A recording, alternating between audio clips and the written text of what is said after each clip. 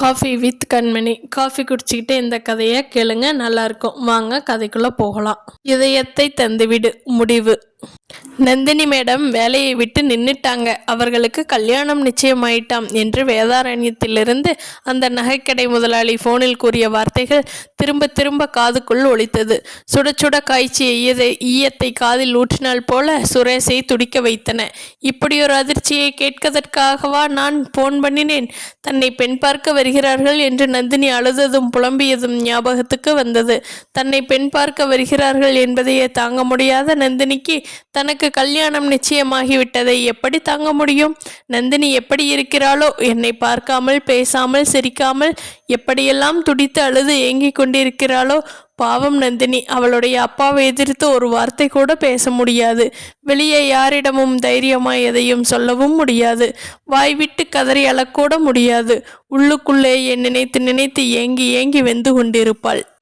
நான் எப்படியாவது வந்து விடுவேன். அவளுடைய பிடிவாதக்கார கூறுகெட்ட குணமுடைய அப்பாவை சந்தித்து எனக்கும் நந்தினிக்கும் இடையே இருக்கிற உயிருக்குயிரான காதலை பக்குவமாய் எடுத்து கூறி எப்படியாவது அவர் மனசை மாற்றி கல்யாணத்துக்கு வைத்து விடுவேன் என்று நம்பிக்கொண்டிருப்பாள். அவளுடைய அப்பாவை சமாதானப்படுத்தி சம்மதிக்க வைக்க முடியாவிட்டால் அவரை எதிர்த்து சண்டையிட்டு அவர் கண் எதிரேயே அவளுடைய கையை பிடித்து இழுத்து போய் ரிஜிஸ்டர் கல்யாணம் பண்ணிக்கிற அளவுக்கு நான் துணிச்சலானவன் தான், தைரியக்காரன் தான், சொன்ன சொல் தவறாதவன். நான் எப்படியும் அவளை கைப்பிடித்து விடுவேன் என்று அசைக்க முடியாத நம்பிக்கையோடு எனக்காக அவள் வீடு தேடி வருவேன் என்று காத்திருப்பாள். நான் என்ன செய்ய போகிறேன்? போராட்டங்களுக்கு பயந்து நந்தினியை வேண்டாம் என்று ஒதுக்க முடியுமா என்னால்? வானவில்லை போல முந்தானை காற்றில் அசைய, கன்னத்தில் குழிவில சிரித்து, வட்ட முகத்தில் அந்த பெரிய கண்களில் காதல் வழிய, முகம் முழுக்க வெட்கத்தில் ரோஜா பூவாய் சிவக்க, நொடிக்கு ஒரு தடவை சுரேஷ் சுரேஷ் என்று பின்னாலேயே சுற்றி சுற்றி வந்த நந்தினியை மறக்க முடியுமா என்னால்? மறப்பதற்காகவா காதலித்தேன்? மறப்பதற்காகவா உயிருக்குள் வைத்து பூஜித்தேன்? மறப்பதற்காகவா கண்ணின் மணியாக பொத்தி வைத்து நேசித்தேன்? அழுகை பீறிட்டது. துக்கம் தொண்டையை அடைத்தது. நடக்க முடியாமல் கால்கள் இரண்டும் பின்னிக் கொண்டன. எப்படியோ ஒரு வழியாய் வீடு வந்து சேர்ந்து விட்டான். திண்ணையிலேயே அமர்ந்திருந்தான் வரதராஜன். ஃபோன் பண்ணியா? 10 நாள் கழிச்சுத்தான் வேலைக்கு வருவேன் சொல்லிட்டதானே? எந்த சலனமும் இல்லாமல் தலையாட்டி விட்டு உள்ளே போய் தன்னுடைய அறைக்குள் நுழைந்து விட்டான். அவன் பின்னாலேயே வந்தார் வரதராஜன். சுரேஷ், உங்ககிட்ட இன்னைக்கு ராத்திரிக்கு ஒரு முக்கியமான விஷயத்தை பற்றி நானும் அம்மாவும் பேசலாம்னு இருக்கோம். வெளியில் எங்கேயும் போயிடாத என்றார். சரிப்பா. வரதராஜன் போய்விட்டார். ஃபேண்டை உருவி வீசிவிட்டு லுங்கி இடுப்பில் கட்டிக்கொண்டு படுக்கையில் விழுந்தான். மனதினுள் அந்த எண்ணம் சற்றென்று உதித்தது.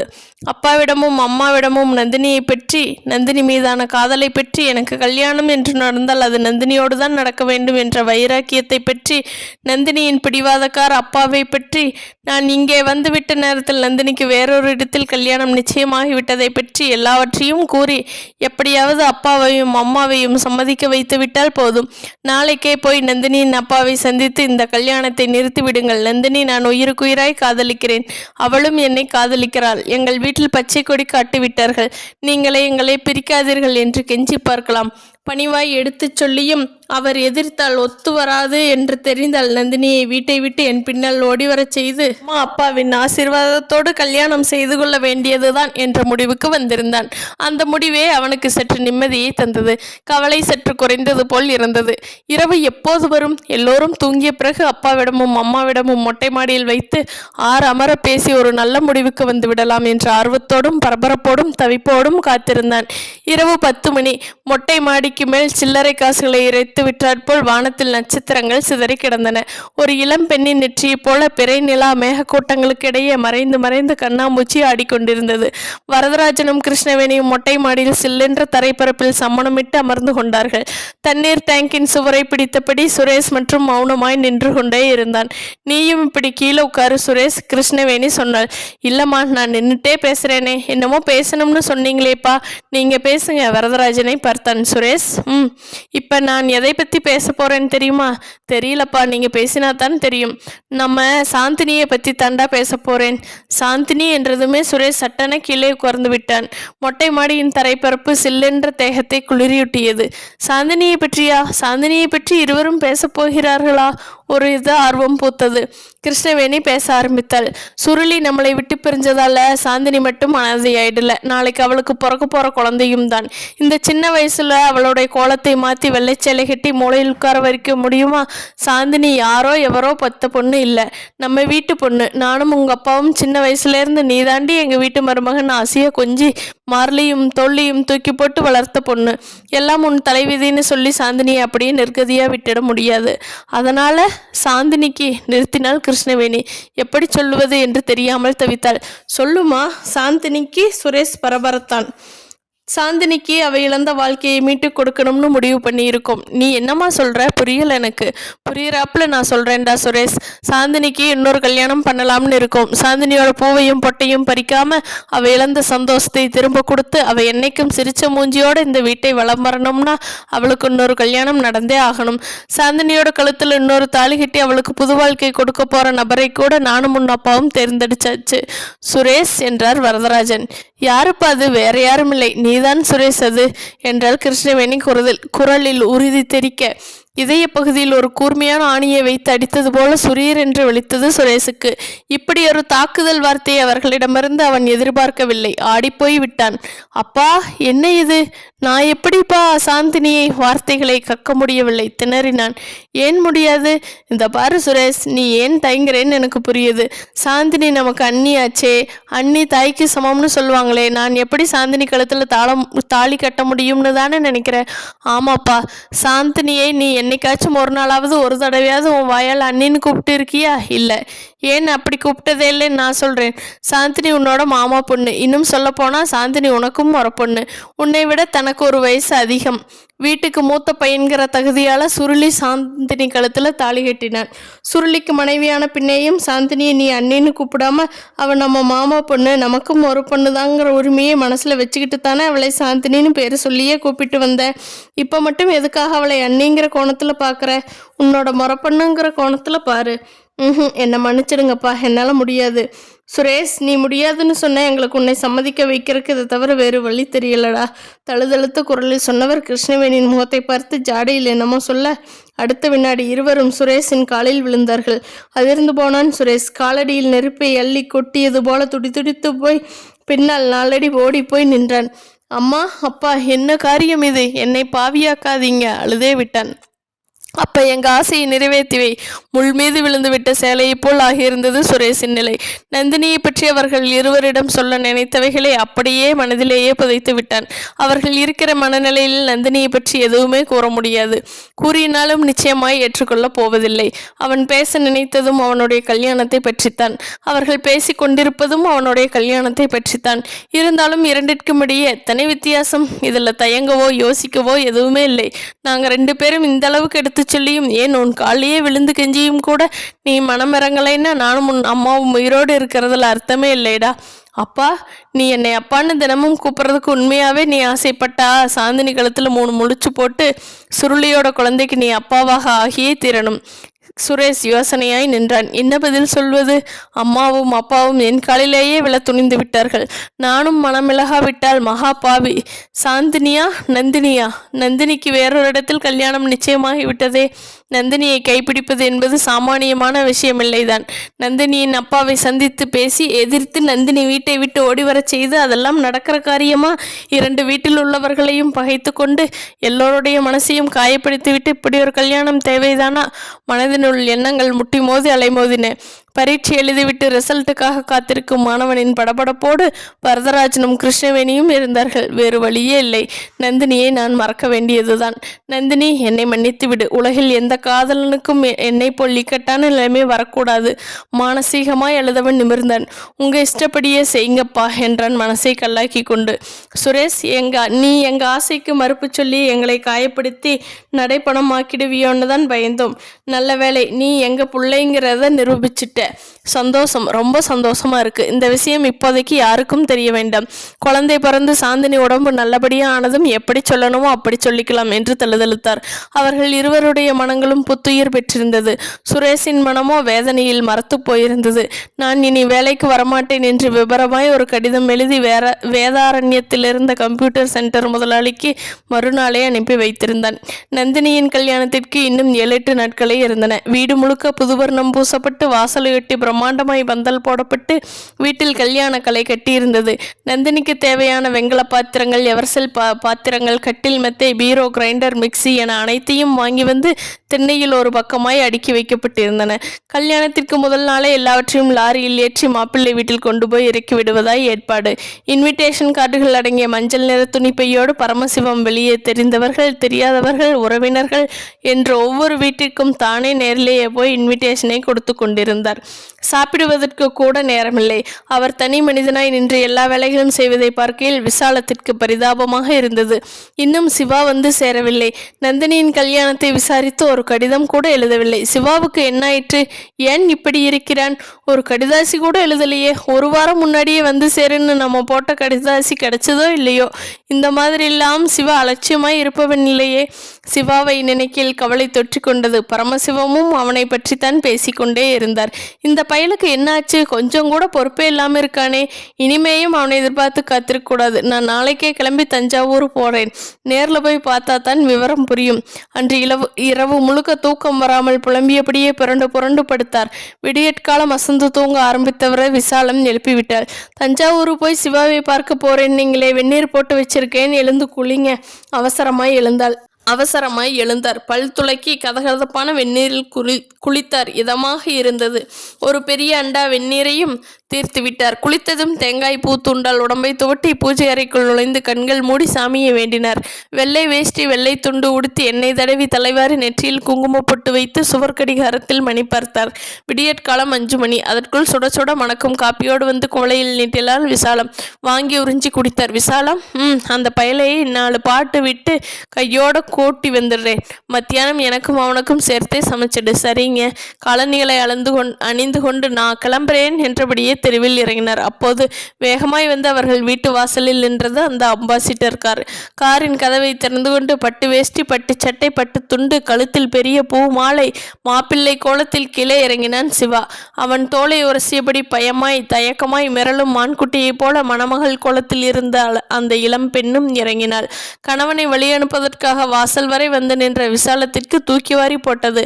அவள் கண்ட காட்சி கலங்கடித்தது. உடம்பு விடவென்று நடுங்க கீழே விழுந்து விடாமல் இருப்பதற்காக திண்ணையில் இருந்த தூணை இறுக்கமாய் பற்றி கொண்டாள். அவளுக்கே இப்படி என்றால் பரமசிவத்திற்கு அவருடைய கண்கள் அவராலேயே நம்ப முடியவில்லை. இது நனவா இல்லை கனவா? மீசை, புருவம், காது, முடியெல்லாம் துடித்தது. உடம்பை மின்சாரம் தாக்கியது போல இருந்தது. சிவா அவர் அலறிய அலறலில் உள்ளறைக்குள் படுத்திருந்த நந்தினி திடுக்கிட்டு விழித்து திண்ணையை நோக்கி ஓடி வந்தாள். எங்களை மன்னிச்சு ஆசீர்வாதம் பண்ணுங்கப்பா.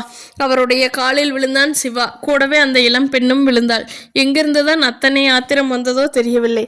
அவனை எட்டி உதைத்து உருண்டு எழுந்து நின்றவனின் பட்டுச்சட்டையை கொத்தாய் பற்றி பலார் பலார் பலார் அவனுடைய கன்னத்தில் மாறி மாறி அறைவிட்டார். என்ன காரியம் பண்ணிட்டு வந்து நிற்கிற? யாருடா இந்த பொண்ணு? விசாலம் ஓடி வந்து கேட்டாள். அம்மா, இவ பேர் ஸ்டெல்லா. எங்கூட ஒன்றா வேலை பார்க்குறா.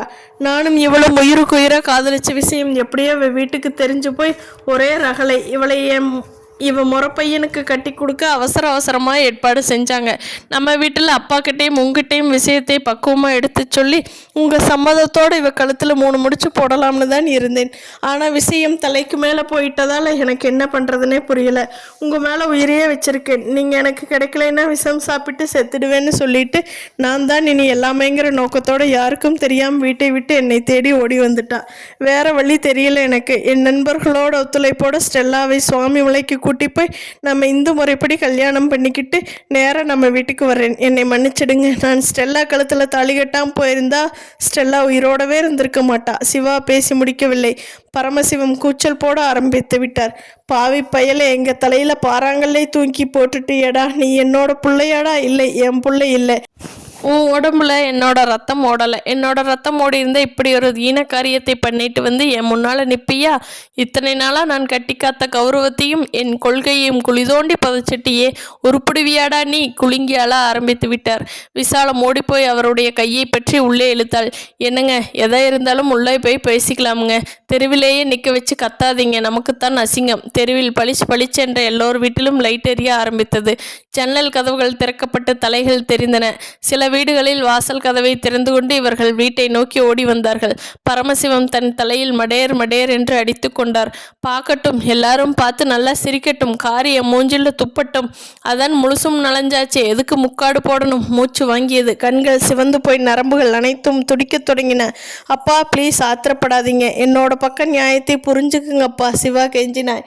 டேய், வெட்டி விடுவேன். என்னை அப்பான்னு கூப்பிட்ட கண்டந்தொடமா வெட்டி போடுவேன். என்னை கொலகாரன் ஆக்கிடாதே, போயிடு. என் முகத்திலேயே முழிக்காம போயிடு. விசாலம் போய் ஒரு குடம் நிறைய தண்ணி கொண்டா. தலை முடுகிடுறேன். இவனுக்கும் நமக்கும் இனி எந்த உறவும் கிடையாது. நான் செத்தா இவன் கொல்லி கூட வைக்கக்கூடாது. அங்கே அப்பாவுக்கும் மகனுக்கும் நடந்த யுத்தத்தை மும்பரமாய் வேடிக்கை பார்த்தார்கள். பாருடா, எல்லோரும் நம்ம வீட்டை வேடிக்கை பார்க்குறாப்புல பண்ணிட்டியேடா, இன்னும் ஏண்டா நிற்கிற? போ, என் முகத்திலேயே முழிக்காதேன்னு சொல்லிட்டேன்ல.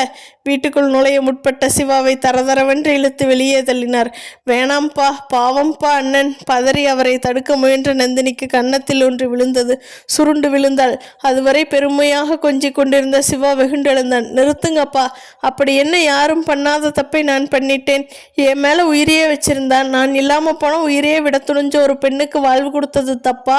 கல்யாணம்ங்கிற என் சொந்த விஷயம். என் மனசுக்கு பிடிச்சவளை கல்யாணம் செஞ்சுட்டு வாழ ஒரு உரிமை எனக்கு இருக்கு. அப்பாங்கிற மரியாதைக்காக ஆசீர்வாதம் வந்தா வந்து அடிச்சு உதைச்சு திட்டி ஊரை கூட்டி எதுக்கு மிருகத்தனமாக நடந்துக்கிறீங்க? நீங்கள் எங்களை ஏற்றுக்கலைங்கிறதுனால வேற எங்கேயும் எங்களுக்கு இடம் இல்லாமல் போயிடாது. சாமி போய், மதம் போய், பணம் போய், கௌரவம் அந்தஸ்து எல்லாமே போய், உண்மையான அன்பு மட்டும்தான் நிஜம். உங்களோட வரட்டு கௌரவத்துக்காக என் மேல் உண்மையான அன்பு வச்சிருக்கிற உயிரை எதுக்கு இழக்கணும்? தன் முன் அதிர்ந்து ஒரு வார்த்தை பேசாத சிவா இன்று ஆவேசமாய் படப்படவென வார்த்தைகளை கொட்டுவது கண்டு விக்கித்து போய் நின்றார் பரமசிவம். தெரு ஜனங்களின் வேடிக்கை பார்க்கிற கண்கள் சூட்டுக்கோளாய் மாறி அவருடைய உடம்பு முழுக்க கோடிழுப்பதைப் போல துடித்து போனார். தப்போ சரியோ, மன்னிப்புன்னு மனப்பூர்வமாக கேட்டவங்களே மன்னிச்சு ஏற்றுக்கணும். அதுதான் மனுஷ குணம். அந்த குணம் உங்களுக்கு எப்பப்பா வரப்போகுது? இவ்வளவு கேவலமாக என்னை நடத்தினப்புறம் எனக்கு இங்கே என்ன வேலை? இனிமேல் இந்த வீட்டு வாசலை கூட மிதிக்க மாட்டேன். எனக்கும் ரோஷம் இருக்கு, சபதமாய் சொன்னவன் ஸ்டெல்லா அவன் கையை பற்றினான். வா ஸ்டெல்லா, நம்ம போகலாம். விசாலத்தின் பக்கம் திரும்பி, நான் போறேன்மா சொல்லிவிட்டு காரின் கதவை திறந்து உள்ளே ஏறப்போனான். நந்தினி ஓடி வந்தாள். வேணாம்னே, போக வேணாம். இனிமேயும் இங்கே நின்னா அது ரொம்ப அசிங்கம் நந்தினி, நான் போறேன். காருக்குள் ஏறி உட்கார்ந்தான். ஸ்டெல்லாவும் ஏறியதும் டிரைவர் வண்டி எடுங்க என்றான். அந்த அம்பாசிடர் கார் புகையை கக்கி கொண்டு சீறி கிளம்பியது. ஐயோ, இவன் தலையில் நெருப்பை அள்ளி கொட்டிட்டானே, நான் இனி எப்படி தலை நிமிர்ந்து நடப்பேன்? அண்ணன்காரன் வேற மதத்துக்காரியை கலப்பு திருமணம் பண்ணிட்டான்னு தெரிஞ்சா என் பொண்ணு நந்தினி கழுத்துல தாலி ஏறுமா? நெஞ்சை கை வைத்து அழுத்தி கொண்டு கீழே மண்டியிட்டு சரிந்தார். அப்பா, என்னாச்சு உங்களுக்கு? அவரை தன் தோள் மீது சாய்த்து கொண்டாள் நந்தினி. அம்மாடி, நெஞ்சு வலிக்குதுமா, கொஞ்சம் தண்ணி குடுமா. விசாலம் எழுந்து உள்ளே ஓடிப்போனாள். சுருக்கென்று முள்குத்துவது போல் இதய பகுதியில் எழுந்த வலி படிப்படியாய் அதிகரிக்க வேடிக்கை பார்த்துட்டே நிற்கிறீங்களே, யாராவது போய் டாக்டரை கூட்டி வாங்க. அதை தெருவைச் சேர்ந்த ஒரு பெரியவர் கத்தினார். ஒரு சொம்பில் தண்ணீரோடு ஓடி வந்தால் விசாலம். வாங்கி மடக் என குடித்தார். பிறகு ஏதோ பேசுவதற்கு வாயை திறந்தால் முடியவில்லை. தலை ஒரு பக்கமாய் சரிந்தது. ஹார்ட் அட்டாக் ஆயிற்று. எல்லாம் ஆயிற்று. புகைப்படத்தில் ரோஜா பூ மாலை அணிவிக்கப்பட்டு குங்குமம் பொட்டு வைக்கப்பட்டு சிரித்து கொண்டிருந்தார் பரமசிவம். ஊதுவத்தி வளையமாய் புகைந்து கொண்டிருந்தது. ஒரு சின்ன கைவிளக்கில் தீபம் சுடர்விட்டு எரிந்தது. கீழே தலைவிரி கோலமாய் முழங்காலில் முகம் புதைத்து அமர்ந்திருந்தாள் விசாலம். நடந்தது எல்லாம் ஒரு கனவு போல தோன்றியது. பரமசிவம் இந்த உலகை விட்டு முழுசாய் மறைந்து 3 நாட்கள் கரைந்து போயிருந்தன. அவர் செத்து போய்விட்ட விஷயம் சிவாவுக்கு தெரியுமா தெரியாது என்று கூட யாருக்கும் தெரியாது. பரமசிவத்தின் சிதைக்கு கொல்லி போடக்கூட சிவா வரவில்லை. அவர் மீது வெறுப்பா, இல்லை தன்னால் தான் அவர் செத்துவிட்டார் என்ற மன உறுத்தலா, எதனாலோ ஆள் அனுப்பி வர மறுத்து விட்டான் சிவா. உறவுக்கார பையன் ஒருவன் தான் பரமசிவத்தின் சிதைக்கு கொல்லி போட்டான். தூக்கத்திற்கு வந்த உறவினர்கள் எல்லோரும் கலைந்து போயிருந்தார்கள். வீடு வெறிச்சோடி கிடந்தது. ஒரு பக்கம் கணவன் போய்விட்ட வேதனை துக்கம், இன்னொரு பக்கம் பெற்று வளர்த்த ஒரே மகனும் எவளையோ கல்யாணம் பண்ணிக்கொண்டு பெற்றவனின் சாவுக்கு கூட வராமல் இருந்துவிட்ட கொடுமை. விசாலத்திற்கு அழுகி பீறிட்டது. ஆகிவிட்டது. நிச்சயித்தபடி நாளைக்குத்தான் நந்தினியின் கல்யாணம் நடக்க வேண்டும். ஆனால் அது இனி நடக்கும் என்று அவளுக்கு தோன்றவில்லை. பரமசிவத்தின் சாவுக்கு மாப்பிள்ளை பாஸ்கர், அவனுடைய அப்பா பசுபதி, அம்மா திலகம் மூவரும் வந்திருந்தார்கள். விசாலம் எதையும் பேசுகிற நிலையில் இல்லை. நந்தினி வயசு பெண், அவளும் வந்து விஷயத்தை விளக்கி கொண்டிருக்க முடியாது. தெருவிலுள்ள பெண்கள் தான் உண்மையை நீட்டி முழக்கி சொல்ல வேண்டிய முறையில் சொல்லியிருந்தார்கள். அப்படியா? அருவருப்பாய் பார்த்தார்கள். அவை என்ன ஜாதியாம்? பசுபதி துக்க வீட்டிலும் கூட விசாரிக்க தவறவில்லை. வேற மதத்துக்காரியாம், யாரோ சொல்ல. கர்மம், தரம் கெட்ட குடும்பமா இருக்கும் போல் இருக்கே. போயும் இந்த குடும்பத்திலேயே நாங்கள் வந்து சம்மந்தம் வச்சுக்கணும். சீர்வரிசை அதிகமாக செய்யாட்டியும் பரவாயில்ல, கௌரவமான குடும்பமாச்சேன்னு காலை வச்சேன். ஆனால் இது சகதியாக இருக்கும்னு இப்பல்ல புரியுது. பரமசிவத்தின் தலைமாட்டில் நின்று ஒப்பாரி வைத்தாள் திலகம். எல்லாவற்றையும் கேட்டுக்கொண்டு விக்கித்து போயிருந்த விசாலம் கைகளை குவித்தாள். கண்ணீரோடு சொன்னாள், சம்மந்தி அம்மா, அப்படியெல்லாம் பேசாதீங்க. சம்மந்தி அம்மாவா? இன்னமும் அப்படி ஒரு நினப்பு இருந்தால் அதை இந்த நிமிஷமே மறந்துடுங்க, வெடித்தாள். அப்போ இந்த கல்யாணம் நடக்காது. எங்கள் குடும்பமான மரியாதையுள்ள குடும்பம். தலைப்புள்ளை கலப்பு திருமணம் பண்ணிக்கிட்டு போயிட்டான். அந்த குடும்பத்தில் போய் பொண்ணு எடுத்திருக்காங்களே 4 பேர் எங்களை கேலியா பேசக்கூடாது பாருங்க. அண்ணன் மாதிரி தானே தங்கச்சியும் இருப்பா. அவளை போய் கட்டியிருக்கானேன்னு யாராவது என் பிள்ளையை கேட்டுட்டா அப்புறம் அவன் தலை நிமிர்ந்து நடக்க முடியுமா? முகத்தை நொடித்தாள். டேய் வாடா, என்னங்க எழுந்திரிங்க. கணவர் பசுபதியும் மகன் பாஸ்கரையும் கூட்டி கொண்டு விட்டு துக்க வீடு கூட என்று பார்க்காமல் விசாலத்தை அவமானப்படுத்தி விட்டு போயிருந்தாள். அதையெல்லாம் நினைத்து தான் இப்போ விம்மி கணவனின் புகைப்படத்திற்கு கீழே அமர்ந்து அழுது கொண்டிருந்தாள். கணவனின் மரணம் முதல் அடி, மகனின் கிளப்பு திருமணம் 2வது அடி, மகளின் திருமணம் நின்று போனது 3வது அடி. எத்தனை அடிகளைத்தான் தாங்கிக் கொள்ள முயலும் ஒரு பெண்ணால்? பெண்ணாக பிறந்தாலே வேதனை தானா? பெண்ணுக்கு மட்டும் ஏன் இந்த சோதனை? அடுக்கடுக்காய் அடிகள். எல்லாவற்றையும் விட நந்தினியின் திருமணம் நின்று போய்விட்டதே என்கிற வேதனையும் துக்கமும் தான் விசாலத்தால் தாங்கவே முடியவில்லை. இப்படி ஆயிட்டே, இந்த பொண்ணை என்ன செய்யறது? ஒரு தடவை கல்யாணம் நின்று போனால் மறுபடியும் அந்த பெண்ணுக்கு கல்யாணம் நடக்குமா? என் மகள் நந்தினியின் கதி என்னாவது? துண்டு துண்டாய் நொறுங்கி போயிருந்தவளின் தலைமாட்டில் வந்து நின்றாள் நந்தினி. அம்மா நந்தினி. நந்தினியை கட்டி அணைத்து கொண்டு அழ ஆரம்பித்தாள் விசாலம். நீ ஒன்றும் கவலைப்படாதேம்மா, நான் இருக்கேன். அவங்க காலில் விழுந்தாவது உன்னோட கல்யாணத்தை நடத்தி வைக்கிறேன். வேணாம்மா, நீ எனக்காக யார் காலையும் விழ வேணாம். அதை என்னால் தாங்க முடியாது. நடந்ததையெல்லாம் மறந்துட்டு திரும்ப அவங்களாகவே வீடு தேடி வந்து இந்த கல்யாணத்தை நடத்தணும்னு ஆசைப்பட்டாலும் கூட நான் இந்த கல்யாணம் வேண்டாம்னு தாம்மா சொல்வேன். என் கல்யாணம் நின்னதுக்காக நான் அளவே இல்லைம்மா. நீ என்ன சொல்கிற? இந்த கல்யாணம் நின்று போனதுக்காக நான் சந்தோஷப்படுறேன். எப்படி இந்த கல்யாணத்தை நிறுத்துறதுன்னு தவிச்சேன், துடிச்சேன். என் மனசை புரிஞ்சுக்க தெரியாத அப்பாவுக்கு பயந்துதான் கல்யாணத்துக்கு சம்மதித்தேன். அது தானாகவே நின்றுச்சு. இப்பத்தான் நிம்மதியா இருக்கேன். விசாலம் புரியாமல் பார்த்தாள். அம்மா, அண்ணன் தன் மனசுக்கு பிடிச்ச வாழ்க்கையை அமைச்சுக்கிட்டு போயிட்டான். அப்பாவும் மனத்துக்காக உயிரையே விட்டுட்டாரு. உனக்குன்னு இருக்கிற ஒரே ஜீவன் இப்ப நான் மட்டும்தான். நான் சந்தோஷமா வாழணும்னு நீ நினைச்சா, விரும்பினா என் மனசுல இருக்கிற ஆசையை நிறைவேற்றி வைமா. ஆசையா? என்ன ஆசை? என் மனம் விரும்பவருக்கு என்னை கல்யாணம் செஞ்சுவை. இல்லாட்டி எப்பவும் உன் கூடவே உனக்கு துணையாவே இருந்துடுறேன். சுரேஷை பற்றி விசாலத்திடம் சொல்ல ஆரம்பித்தாள் நந்தினி. முழுவதுமாய் மாறியிருந்தான் சுரேஷ். விரும்பியது கிடைக்காத போது கிடைத்ததை விரும்ப ஆரம்பித்து விட வேண்டும். அப்போதுதான் வாழ்க்கை இனிக்கும், அர்த்தமுள்ளதாய் பிரகாசிக்கும். சாந்தினியைத்தான் மறு கல்யாணம் செய்து கொள்வதற்கு சம்மதித்த பிறகு அவன் வீட்டை விட்டு வெளியே போவதையே நிறுத்தியிருந்தான். நந்தினியின் நினைவுகளை மறக்க நினைத்து ஒவ்வொரு நாளும் தோற்று கொண்டிருந்தான். அப்போது நந்தினியின் நினைவு வந்து கொண்டுதான் இருந்தது. ஆனால் சாந்தினியின் பரிதாபமான முகத்தை பார்க்கும் போதெல்லாம் சாந்தினிக்காவது தான் நந்தினியை மறந்துதான் ஆக வேண்டும் என்று மனதினுள் எண்ணங்கள் அலைமோதும். சாந்தினியை வாரத்திற்கு ஒரு முறை ஹாஸ்பிட்டலுக்கு செக்கப்புக்காக கூட்டி போவது, தினமும் அவளுக்குரிய மருந்து மாத்திரைகளை வேலை தவறாமல் எடுத்து தந்து சாப்பிட வைப்பது என சாந்தினியின் தேவைகள் அனைத்தையும் சுரேஷ் தான் பார்த்து கொண்டான். தன் மீது சுரேஷ் காட்டும் பாசத்தை பார்த்து சாந்தினியை நெகிழ்ந்து பிரமித்து போனாள். சுருளி உயிரோடு இருந்தால் கூட தன்னிடம் இந்த அளவுக்கு நேசமாய் நடப்பானா என்பது சந்தேகம்தான். சுரேஷின் அருகாமையும் அவன் காட்டும் பரிவையும் அவளையும் அறியாமல் விரும்ப ஆரம்பித்திருந்தாள் சாந்தினி. அன்று வெள்ளிக்கிழமை அந்தி பொழுது மொட்டை மாடியில் தன் நிறைமாத வயிற்றை கையால் தாங்கியபடி குறுக்கும் நெடுக்குமாய் நடந்து கொண்டிருந்தாள் சாந்தினி. எப்போதும் ஒரே இடத்திலேயே உட்கார்ந்திருக்காமல், படுத்திருக்காமல் ஏதாவது வேலை செய்து கொண்டிருப்பதும் அல்லது வெளியில் கொஞ்ச தூரம் நடைப்பயிற்சி செய்வதும் கர்ப்பிணி பெண்களுக்கு ரொம்ப அவசியம். அப்படி செய்தால்தான் பிரசவம் சுகப்பிரசவமாகும் என்று சாந்தினியை கூட்டிக் கொண்டு சுரேஷ் செக்கப்புக்கு போகும்போதெல்லாம் டாக்டர் கூடியிருந்தார். சாந்தினி இருக்கும் மனநிலையில் வெளியில் எங்கும் போக முடியாது. எல்லோரும் பரிதாப பார்வையை வீசுவார்கள். ஆகவே அவளை அணு அணுவாய் சாக வெடித்திடும். ஆகவே தினமும் அவள் மொட்டை மாடியிலேயே நடைபயிற்சி செய்து கொண்டிருந்தாள். மேற்கு வானின் அடிமடியில் கதிரவன் முகம் புதைத்து கொண்டிருந்தான். மொட்டை மாடியின் சிமெண்ட் பரப்பில் மத்தியான வெயிலின் தாக்கம் மிஞ்சியிருந்தது. மொட்டை மாடியின் மதிலை பற்றியபடி அதன் ஓரமாய் மெல்ல நடந்து கொண்டிருந்தாள் சாந்தினி. இன்னும் 2-3 நாட்கள் பிரசவமாகிவிடும் என்று டாக்டர்கள் சொல்லியிருந்தார்கள். அந்த நினைப்பை தித்தித்தது சாந்தினிக்கு. நான் தாயாக போகிறேன். எனக்கென்று ஒரு துணை மீண்டும் பூமியில் குதிக்கப் போகுது. அது ஆனா பெண்ணா? ஆண் குழந்தையாய் இருந்தால் என்ன, பெண் குழந்தையாய் இருந்தால் என்ன? நல்லபடியாய் பிறந்துவிட்டால் அதுவே போதும். பிறக்கும்போது குழந்தை என் சாயலில் இருக்குமா, இல்லை சுருளி அத்தான் சாயலில் இருக்குமா? வெளியோரம் நீர் கசிந்தது. கண்ணுக்குள் சுருளி வந்து போனான். தெத்துப்பல் தெரிய கண்ணுக்குழி வில குறும்பாய் சிரிப்பான். சாந்தினி, அழாதே. நான் உன்னை விட்டு போயிட்டேன்னு தானே அலற? நான் உன்னை விட்டு எங்கேயும் போகலைம்மா. ரத்தம் சதியுமா உனக்குள்ளே தான் இருக்கேன்மா. கூடிய சீக்கிரத்தில் உங்ககிட்ட திரும்பி வந்துடுவேன். உன் மடியில் தலை வச்சு படுத்துக்க போறேன். உன் தோலை தொட்டிலாக்கி தினமும் தூங்க போறேன். சுருளியின் குரல் காதுக்குள் ரிங்காரம் இட்டது. அதற்குள் அவளை தேடி மொட்டை மாடிக்கே வந்து விட்டான் சுரேஷ்.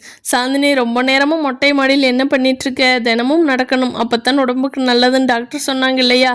அதான் நடந்துகிட்டு இருக்கேன். சுரேஷுக்கு தெரியாமல் கண்ணீரை துடைத்து கொண்டாள். அவள் அப்படி துடைத்ததையும் சுரேஷ் பார்த்து விட்டான். சாந்தினி, அழுதியா? இல்லை, கண்ணில் தூசி விழிஞ்சிருச்சு சுரேஷ். போய் நீ அழுதுருக்க? ஆமாம், அழுதேன் தான். ஏன் அழுதேன்? இனிமேல் அழக்கூடாதுன்னு சொல்லியிருக்கேன்ல. இன்னும் 2-3 நாளில் எனக்கு குழந்தை பிறக்க போகுது. இந்த சந்தோஷமான நேரத்தில் சுருளி அத்தான் உயிரோடு இல்லையே, அதை நினச்சதுமே என்னையும் அறியாமையே அழுகை வந்துருச்சு சுரேஷ். தழுதழுத்தாள். இந்த பாரு சாந்தினி, அத்தை, மாமா, நாங்கள் 3 பேரும் உயிரோடு இருக்கிற வரை நீ எதுக்காகவும் கலங்கக்கூடாது. சுருளி அண்ணன் சாகலை, திரும்பவும் வரத்தான் போகுது. அதை நாமெல்லாம் பார்க்கத்தான் போகிறோம். நான் சொல்கிறது புரியுதா சாந்தினி? சுருளி அண்ணன் தான் உன் வயிற்றுல குழந்தையா பிறக்க போகுது. அதை நினைச்சு சந்தோஷப்படு சாந்தினி. சுரேஷையே அமைக்காமல் பார்த்தாள் சாந்தினி. ஆமா, சுருளியத்தான் திரும்பி வரத்தான் போவது என் குழந்தையா. மெல்ல தன் வயிற்றியவர்களால் தளவியபடி நின்றாள். முகத்தில் உற்சாகம் கொஞ்சமாய் இலையோடு இருந்தது. இருட்டி போச்சு, கீழே போயிடலாம், வா சாந்தினி என்றான் சுரேஷ். சுரேஷும் சாந்தினியும் மொட்டை மாடியிலிருந்து இறங்கி வருவதை பார்த்த கிருஷ்ணவேணியும் வரதராஜனும் ஒருவர் முகத்தை ஒருவர் பார்த்து சிரித்து கொண்டார்கள். இரவு 10:30 மணி.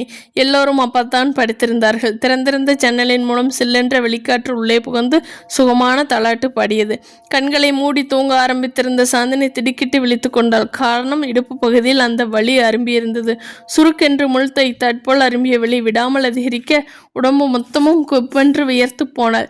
போர்வையை உதறி வீசினாள். படுக்கையை விட்டு சட்டென எழுந்தாள். தடைமாட்டிற்கு நேரே தான் படுத்திருந்த கட்டிலுக்கு கீழே படுத்திருந்த அத்தையை பார்த்தாள். அத்தை, அத்தை! கிருஷ்ணவேணி முனகியபடியே புரண்டு படுத்தாள்.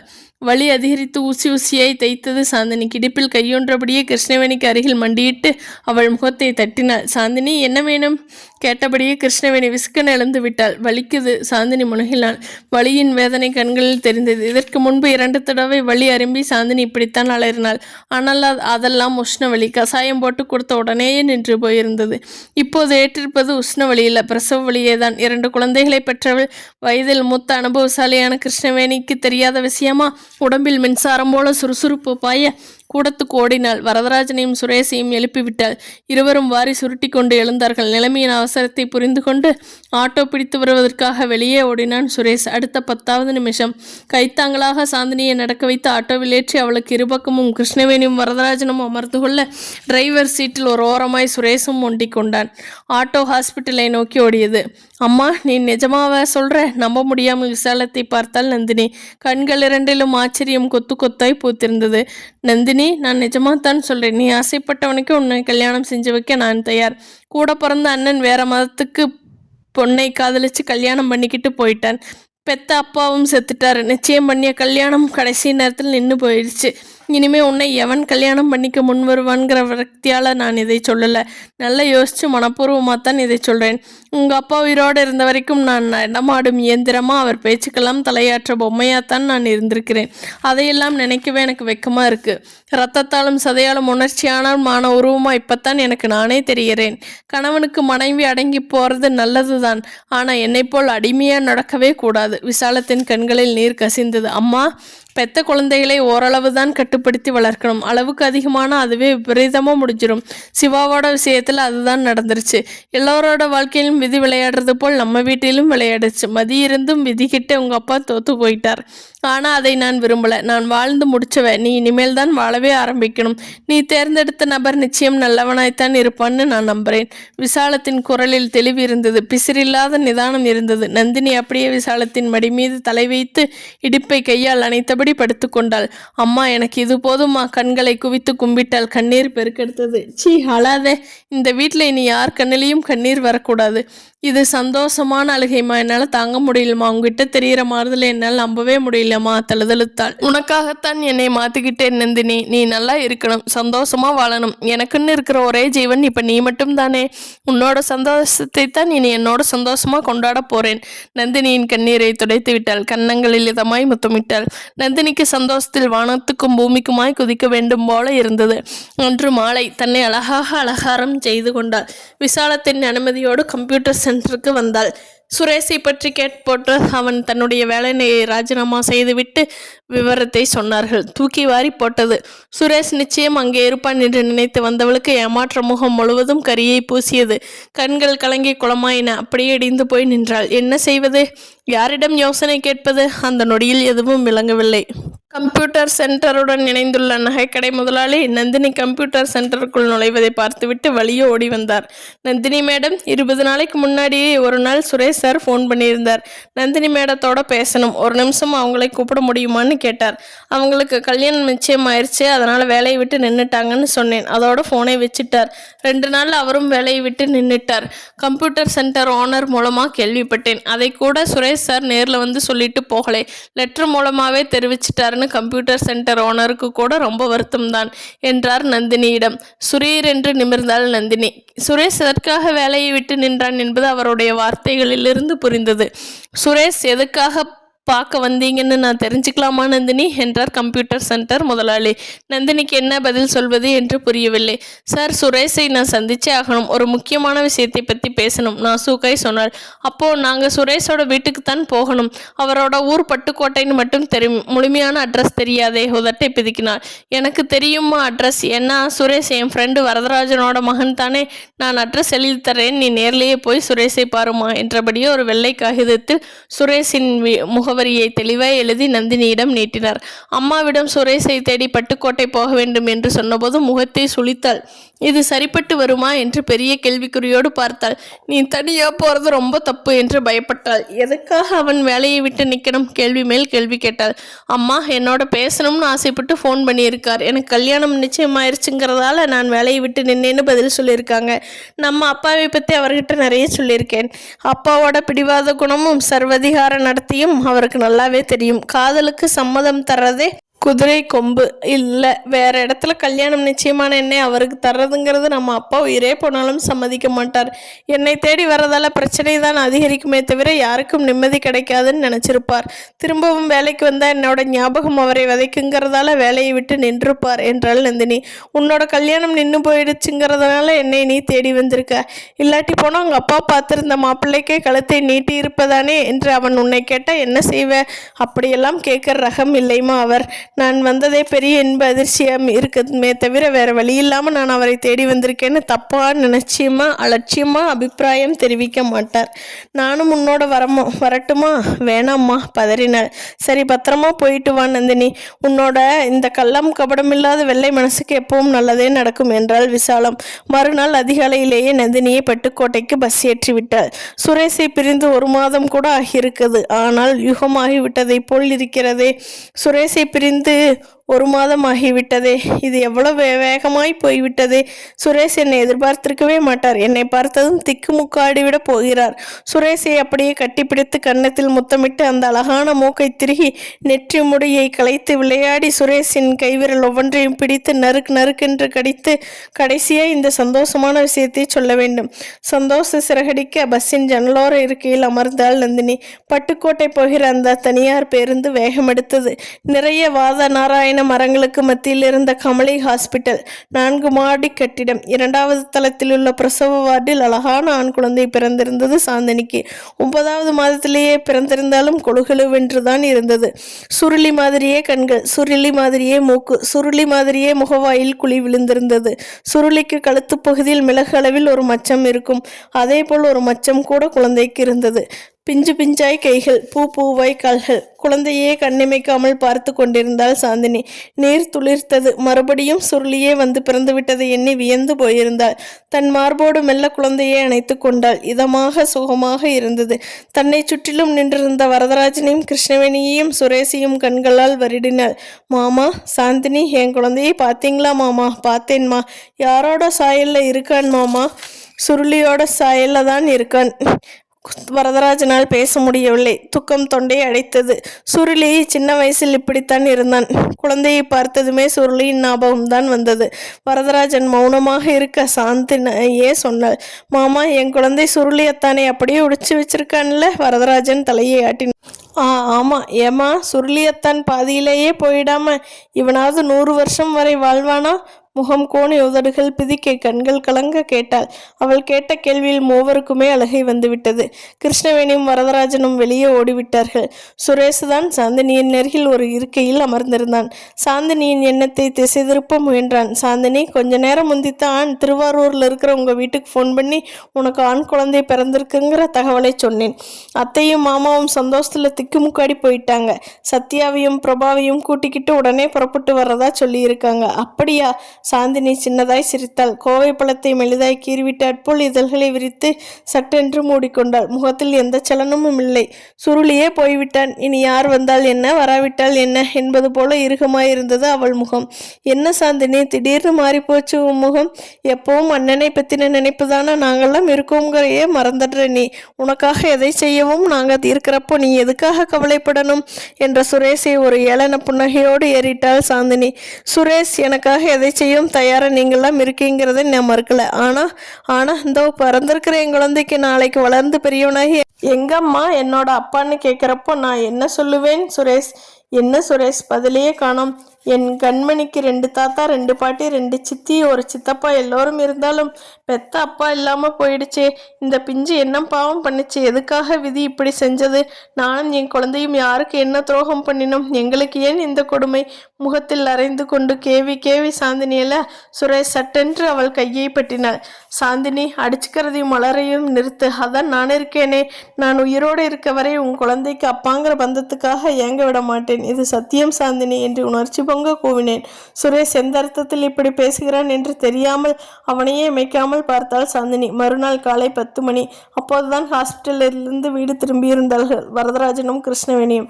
கூடவே சாந்தினியின் தங்கை சத்யாவும் வந்திருந்தாள். சாந்தினியின் அம்மா, அப்பா, இன்னொரு தங்கை பிரபா மூவரும் சாந்தினியோடு ஹாஸ்பிட்டலிலேயே தங்கிவிட்டார்கள். சுரேஷும் ஹாஸ்பிட்டலில் தான் இருந்தான். சத்யா, இந்த காப்பியை கொண்டு போய் மாமாட்டு கொடுத்துட்டு வா. சத்யா காப்பி குவளையை கொண்டு போய் வரதராஜனிடம் தந்தாள். தொடர்ந்து 24 மணி நேரம் ஹாஸ்பிட்டலிலேயே இருந்துவிட்டு வந்ததால் களைப்படைந்து போயிருந்தார் வரதராஜன். சரியாக தூங்காததால் கண்கள் திகுவென்று எரிந்தன. கருவளையும் விழுந்திருந்தது. சத்யா தந்த காப்பியை உறிஞ்சினார். சூடான ருசியான காப்பி உள்ளுக்குள் போனதும் உடம்பு சுறுசுறுப்பாகி இருந்தது. உங்க அத்தை மாதிரி காப்பி போட இன்னொருத்தி பிறக்கணும். மனைவியை பாராட்டபடியே காலியான காப்பி குவளையை சத்யாவிடம் நீட்டினார். அவள் சிரித்தபடியே அதை வாங்கி கொண்டு நகர மறுபடியும் தினசரியில் பார்வையை பதித்தார். அப்போது அவர் வீட்டு வாசலில் ஒரு ஆட்டோ வந்து நின்றது. ஆட்டோவின் இறைச்சலில் சட்டென நிமிர்ந்தார். ஆட்டோவை விட்டு கீழே இறங்கினாள் நந்தினி. நீங்க கொடுத்துக்க அட்ரஸ்க்குரிய வீடு இதுதாமா என்ற ஆட்டோ டிரைவரிடம் 2 10 ரூபாய் தாளை நீட்டிவிட்டு நிமிர்ந்தாள் நந்தினி. இதுதான் சுரேஷின் வீடா? சுரேஷ் இருப்பாரா? என்னை பார்த்ததும் என்ன செய்வார்? கண்ணுக்குள் கற்பனை காட்சிகளை விரியவிட்டு ரசித்தபடியே வாசற்படியில் அடியடித்து வைத்தாள். நந்தினியை பார்த்து கொண்டு நின்றிருந்த வரதராஜன் கையில் இருந்த தினசரியை டீஃபாயின் மேல் வைத்துவிட்டு புருவங்களை உயர்த்தினார். யார் இவள்? சாந்தினியின் சிநேகிதியாய் இருக்குமோ? முதலில் அப்படித்தான் நினைத்தார். நந்தினியும் தயங்கித்தான் படியேறினாள். இது சுரேஷ் வீடுதானே என்றாள் வரதராஜனை பார்த்து. ஆமா, அவள் தரையே ஆட்டினார். நந்தினியின் முகம் பிரகாசமாய் ஜொலித்தது. புன்முறுவலோடு அவரை ஏறிட்டார். நாங்க சுரேஷோட அப்பாவா சார் நீங்க? ஆமாம்மா, வணக்கம் சார். கனிவாய் கைவித்து உள்ளேயே வந்துவிட்டார். யாரும்மா நீ? ஆர்வமாய் கேட்டார். சார், நான் சுரேஷை பார்க்கணும். சுரேஷ் இருக்காரா என்றபடியே அவள் கண்கள் அலைப்பாய்ந்தன. ஹாலில் அவரை தவிர வேறு யாரும் இல்லை. ஹால் முழுக்க ஒரே நிசப்தமாய் இருந்தது. வீட்டில் வேறு எவரும் இருப்பதற்கான அறிகுறியே இல்லை. சுரேஷ் வீட்டுக்குள் இருப்பதாய் தெரியவில்லை. இருந்திருந்தால் இந்நேரம் வெளியே ஓடி வந்திருப்பான். நந்தினியின் முகம் சட்டென்று சுருங்கி போனதை வரதராஜன் கவனிக்க தவறவில்லை. நீ யாருங்கிறத சொல்லவே இல்லையே, அதை சொல்லுமா முதல்ல. சார், என் பேர் நந்தினி, வேதாரண்யத்திலிருந்து வர்றேன். எச்சில் விழுங்கினார். சரி, உனக்கு எப்படி சுரேஷை தெரியும்? நல்லா தெரியும். கம்ப்யூட்டர் சென்டரில் நானும் சுரேஷும் ஒன்னாத்தான் வேலை பார்த்தோம். ஒன்னா என்பதை மட்டும் அழுத்தம் தந்து சொன்னாள். வரதராஜனும் அமர்ந்து கொண்டார். அவளையும் அமரச் சொன்னார். பரவாயில்ல சார், நான் நிற்கிறேன். சுரேஷ் வீட்டில் இல்லையா சார் என்றார் நந்தினி. சுரேஷ் எங்கே என்று உள்மனசு படபடப்பாய் சிறகடித்தது. சுரேஷ் வீட்டில் இல்லைம்மா, நீ ஏதாவது செய்தினா என்கிட்ட தாராளமாக சொல்லலாம். அவன் வந்ததும் சொல்லிடுறேன் என்றார். நர்மதா கைகளை பிசைந்தாள். எந்த வினாடியும் ஓவென்று அழுவதற்கு தயாராய் அவள் கண்கள் இரண்டும் கலங்கத் தொடங்கின. அப்படியே அருகில் இருந்த தூண் மீது சாய்ந்து கொண்டாள். அதற்குள் அடிக்கடைக்குள் இருந்த கிருஷ்ணவேணி எதையோ எடுப்பதற்கு வெளியே வந்தவள் நந்தினியை பார்த்தது முகம் சுருக்கி புருவம் உயர்த்தி ஆர்வம் தெரிக்க அருகில் ஓடி வந்தாள். யாருங்க இந்த பொண்ணு? வரதராஜனிடம் கேட்டாள். பேரு நந்தினியாம். நம்ம சுரேஷை பார்க்கணுமாம். அவனோட கம்ப்யூட்டர் சென்டரில் வேலை பார்த்த பொண்ணாம். மனைவிடம் அப்படியே ஒப்பித்தார். சுரேஷை தேடி வந்திருக்கிறாள் என்றதுமே அவளுடைய முகம் சட்டென மாறியது. ஏம்மா, நீ எதுக்காக சுரேஷை பார்க்கணும்னா என்ன விஷயம்? என்கிட்ட சொல்லக்கூடாதா? நாங்கள் அந்நிய மனுஷங்க இல்லை, அவனை பெற்றவங்க. கிருஷ்ணவேணியின் வார்த்தையில் கனிவும் இல்லை, கோபமும் இல்லை, இரண்டுமே கலந்திருந்தது. நந்தினியை ஊடுருவி பார்த்தாள். சுரேஷை என்னை பற்றி எதுவுமே சொன்னது இல்லையா என்றாள் நந்தினி. இருவரும் திக்கென நிமிர்ந்தார்கள். நீ என்னம்மா சொல்ற? விபரமா புரியலாப்புல சொல்லு என்றார் வரதராஜன். எதையும் மறைக்க வேண்டாம். பார்த்தால் நல்லவர்களாய் தெரிகிறார்கள். எல்லாவற்றையும் சொல்லிவிட வேண்டியதுதான். ஆனால் பயமாக, தைக்கமாக, படபடுப்பாக இருந்தது. அதையும் மீறி என் பேரு நந்தினி என்று திணறலாய் ஆரம்பித்து எல்லாவற்றையுமே ஒன்று விடாமல் சொல்லி முடித்துவிட்டு அவர்கள் இருவரும் எதிர்பாராத வினாடியில் அவர்களுடைய காலில் விழுந்து நமஸ்காரம் செய்து எழுந்தாள் நந்தினி. அழுகை அடைக்க கண்களில் கண்ணீர் வரிய, என்னை ஏற்றுப்பீங்களா? என்னையும் சுரேஷையும் சேர்த்து வைப்பீங்களா என்றாள். வரதராஜனும் கிருஷ்ணவேணியும் உறைந்து போயிருந்தார்கள். முகம் இறுகி போயிருந்தது. சாந்தினியை ஏற்றுக்கொள்ள சொல்லிய கெஞ்சிய போது சுரேஷ் அதற்காக அத்தனை பிடிவாதம் பிடித்தான் என்று அப்போது விளங்கவில்லை. ஆனால் இப்போது நந்தினியை பார்த்தபோது, அவள் சொன்ன விஷயத்தை கேட்டபோது வரதராஜனுக்கும் கிருஷ்ணவேணிக்கும் நன்றாக விளங்கியது. இந்த பெண்ணை சுரேஷ் உயிருக்குயிராய் நேசித்திருக்கிறான். இவளை மனதுக்குள் வைத்து கொண்டுதான் சாந்தினியை ஏற்றுக்கொள்ள தயங்கி இருக்கிறான். இவளுக்கு வேறொருத்தனுடன் கல்யாணம் என்று கேள்விப்பட்டதால் தன் எண்ணத்தை மாற்றிக்கொண்டு விட்டான். சாந்தினியோடு அன்பாய் கரிசனமாய் நெருங்கி பழக ஆரம்பித்திருக்கிறான். சுரேஷை ஒரு நிமிடம் பிரிந்தாலும் சாந்தினி வாடி போய் விடுகிறாள். இந்த நிலையில் மீண்டும் இவள் வந்து நிற்கிறாள். தன் உயிருக்குயிரான காதலிக்கு கல்யாணமாகவில்லை. கல்யாணம் நின்று போய்விட்டது. காதலுக்கு தடை போடும் காதலியின் அப்பாவோ செத்துவிட்டார். காதலியின் அம்மாவோ காதலுக்கு பச்சை கொடி காட்டிவிட்டாள். தான் இழந்து விட்டதாய் நினைத்து விட்ட காதலி திரும்ப வந்து விட்டாள் என்றால் எந்த காதலின் மனம்தான் கல்லாய் இருக்கும்? இதில் சுரேஷ் மட்டும் விதிவிலக்கா? சுரேஷ் மீண்டும் நந்தினியை பார்த்தால் கற்பூரமாய் கரைந்து விடுவான். அப்புறம் சாந்தினியின் கதி, அதை நினைக்கவே பயமாயிருந்தது. பரிதவிப்போடு தங்கள் முன் சோகமே உருவான சிலையாய் நிற்கும் நந்தினியை பார்த்தார்கள். நந்தினி, எங்களை மன்னிச்சிடுமா, உன்னை நாங்கள் ஏத்துக்கிற சூழ்நிலையில் இல்லை. நந்தினி சுரீர் என்று நிமிர்ந்தாள். தலை மீது இடி விழுந்தது போல இருந்தது. ஏன் ஏன் எனக்கு உங்க வீட்டுக்கு விளக்கேற்றி வைக்கிற தகுதி இல்லையா? குரல் நடுங்கியது. இருக்கு, உங்ககிட்ட அழகு, அடக்கம், அறிவு எல்லாமே இருக்கு. ஆனா அதிர்ஷ்டம் இல்லைம்மா. வரதராஜன் ஜாதி, மதம், கௌரவம், அந்தஸ்து, பணம், பகட்டு இதையெல்லாம் பார்க்குறவன் நான் இல்லைம்மா. காதலிக்கிறது தப்புன்னு வீராப்பு பேசுகிற மாதிரி அப்பாவும் நான் இல்லை. பின்ன எதுக்கு உங்களை ஏற்றுக்க முடியாதுன்னு சொல்கிறோம்னு யோசிக்கிறியா? சொல்கிறேன். எங்கள் வீட்டு மகாலட்சுமி சாந்தினிக்கு கூட கிட்டத்தட்ட உன் வயசு தான் இருக்கும். பூவோடும் பொட்டோடும் முகமுழுக்க மஞ்சள் பூசி கை நிறைய வளையல் மாட்டி கழுத்தில் தொங்க தொங்க தாளிச்சரடோடு இந்த வீட்டை வளம் வந்தவ இன்னைக்கு புருஷனை, அதான்மா எங்கள் மூத்த பிள்ளை இழந்துட்டு ஒரு மொட்டை மரமாக பட்டு போய் நிற்கிறா. போதாதுக்கு ஒரு குழந்தை வேற பிறந்திருக்கு. 2 பேரும் எப்படியுமா அனாதையா விட முடியும்? சாந்தினி அண்ணிய வீட்டு பொண்ணு இல்லை, கீர்த்தியோட தாய்மாமன் வீட்டு பொண்ணு. சாந்தினி மொழியா போயிட்டான்னா அந்த வீட்டில் இருக்கிற மற்ற 2 வயசு பொண்ணுங்களையும் கட்டிக்க வர்றவன் தயங்குவானே. விதி பண்ணின கொடுமைக்கு சாந்தினி சடமால எல்லோரும் பார்ப்பாங்க. சாந்தினியோட கண்ணில் ஒரு சொட்டு கண்ணீர் கூட வரக்கூடாது. அவள் பழையபடி சிரிக்கணும். நடந்து முடிஞ்ச இழப்புகளை பற்றி நினைக்காம சந்தோஷமா இந்த வீட்டை வளர வரணும்னா அவளுக்கு திரும்பவும் ஒரு துணை தேவை. அவளோட அழகையும் இளமையும் மட்டுமே அடைய துடிக்காத அவள் மேலேயும் அவள் குழந்தை மேலேயும் உண்மையான அன்பை கரிசனத்தை காட்டுகிற ஒரு துணை தேவைன்னு முடிவு செஞ்சோம். முன்பின் தெரியாத மூணாவது நபரை சாந்தினிக்கு நெருங்கின நல்லா தெரிஞ்சு அவளை கட்டிக்கு உரிமையுள்ள சுரேஷ் அது ஏன் இருக்கக்கூடாதுன்னு யோசித்தோம். சுரேஷோட எங்கள் எண்ணத்தை சொன்னப்போ அவன் மறுத்தான். முடியாதுன்னு பிடிவாதம் பண்ணினான். காரணம், நீ அவன் மனசுல இருந்திருக்க, உன்னை உள்ளுக்குள்ளே பூட்டி வச்சிருந்திருக்கான். அதனால சாந்தினியை ஏற்றுக்க அவன் மனம் ஒப்பலை. உனக்கு இன்னொருத்தனோட கல்யாணம் நிச்சயமாயிருச்சு, இனிமே ஒன்றும் பண்ண முடியாதுன்னு உன் பிடிவாதக்கார அப்பாவை எதிர்த்து உன்னை கைப்பிடிக்கிறது ரொம்ப கஷ்டம்னு அவனாவே மனசுக்குள் கூட்டி கழிச்சு ஒரு போராட்டமே நடத்தி கடைசியில் எங்கள் எண்ணத்துக்கு சம்மதிச்சான். உனக்கு கல்யாணம் ஆயிடுச்சுங்கிற நினைப்புலேயே என்னமோ இனிமே சாந்தினி தான் நமக்கு இல்லையமாங்கிற மாதிரி சாந்தினி மேலே கரிசனமாக இருக்க தொடங்கி இருக்கிறான். எப்பவுமே சாந்தினி கூடவே எடுக்க துடிக்கிறான். சாந்தினியோட அருகாமையிலேயே எப்பவும் சுரேஷ் இருக்கிறதால சுருளியை பறிகொடுத்த துக்கம் சாந்தினி கிட்ட கொஞ்சம் கொஞ்சமாக மறைஞ்சிருக்கு. இந்த நேரத்தில் உன்னோட திடீர் வரவு எனக்கு என்னென்ன விளைவுகளை உண்டு பண்ணும் தெரியுமா? நந்தினி சலனமே இல்லாமல் நின்றாள். வேரோடு புடுங்கி எறியப்பட்ட செடியைப் போல் அவளுடைய உணர்வுகள் வாடிக்கொண்டிருந்தன. எனக்கு மட்டும் ஏன் இந்த சோதனையும் வேதனையும்? தொடுவதெல்லாம் சோகங்களாய் மாறுவதேன்? யாருக்கு என்ன தீங்கு பண்ணேன்? கண்களில் நீர் கசிய ஆரம்பித்தது. சாந்தினிக்கு சுரேஷ் தரப்போற புது வாழ்க்கையை பறிச்சிடாதேம்மா, அதுக்கப்புறம் நாங்கள் உயிரோடவே இருக்க மாட்டோம். கைகளை குவித்து கும்பிட்டாள் கிருஷ்ணவேணி.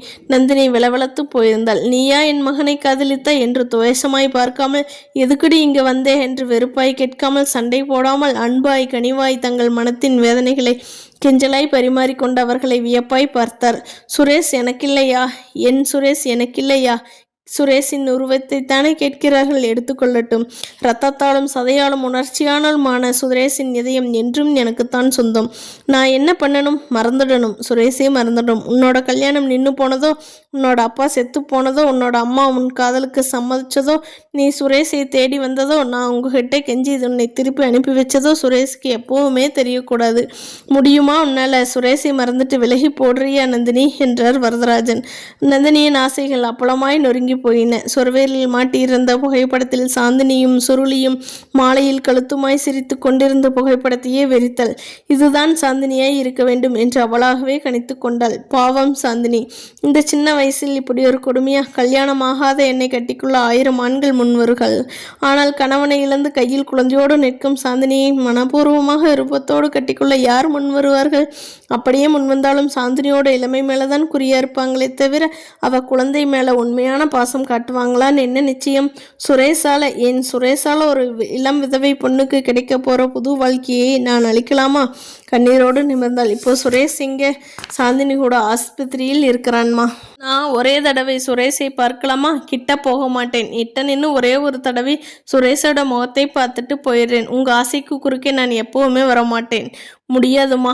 எட்ட நின்று பார்த்தாலும் தப்பித்தவறி நீ சுரேஷ் கண்ணில் பட்டுட்டா அவ்வளோதான், எல்லாம் வீணா போயிடும். உன்னை மறுபடியும் அவன் பார்த்துட்டா பகா இலகிடுவான். நீயே வேணும்னாலும் கேட்க மாட்டான். எல்லாத்தையும் உதறி எரிஞ்சிட்டு உன் பின்னால ஓடி வந்துடான். வேண்டாம் நந்தினி, போயிடு. சுரேஷ் வீட்டுக்கு வர்றதுக்குள்ளே இங்கேருந்து போயிடுமா. இருவரும் மாறி மாறி பேச, சரி நான் போயிடுறேன். சுரேஷ் எனக்கு வேணாம். எனக்கு ஒரே ஒரு ஆசை, அதையாவது நிறைவேற்றி வைங்க, நான் போயிடுறேன். தழுதழுத்தாள் நந்தினி. என்ன ஆசைமா சொல்லு. நான் ஆசை தீர உங்கள் 2 பேரையும் ஒரே ஒரு வாட்டி மாமா அத்தைன்னு உரிமையோட கூப்பிடலாமா? என்னம்மா இப்படி கேட்குற? தாராளமாக கூப்பிடு. நீ வீம்பு பண்ணுவியோன்னு பயந்தோம். நல்ல வேலை, இன்னொரு பொண்ணுக்காக உன் மனசையே கல்லாக்கிட்டு போகிறேன்னு சொல்லிட்டேன். உன் பெருந்தன்மைக்கு முன்னால் நாங்கள் தூசிமா. அப்படியெல்லாம் சொல்லாதீங்க மாமா என்றவள் கிருஷ்ணவேணியை பார்த்த, அத்தை கொஞ்சம் தண்ணி தர்றீங்களோ? ஒரே தாகமாக இருக்குது. கிருஷ்ணவேணி அடுக்கலைக்குள் ஓடினாள். கொண்டு வந்திருந்த தண்ணீரை வாங்கி மடமடவென குடித்தாள் நந்தினி. அத்தை மாமா நான் போறேன் என்றாள். எங்களை மன்னிச்சிடுமா என்றார்கள். உங்களை மன்னிப்பதற்கு நான் யார் என்பது போர் வாசலில் இறங்கி விறுவிறுவென நடக்கத் தொடங்கினாள். இது தியாகமும் இல்லை, தோல்வியும் இல்லை, இது துக்கமும் இல்லை, இது கூட சுகமாகத்தான் இருக்கிறது நந்தினிக்கு. அதே நேரம் ஹாஸ்பிட்டலில் சுரேஷ் உருகிய குரலில் சாந்தினியை அழைத்தாள்.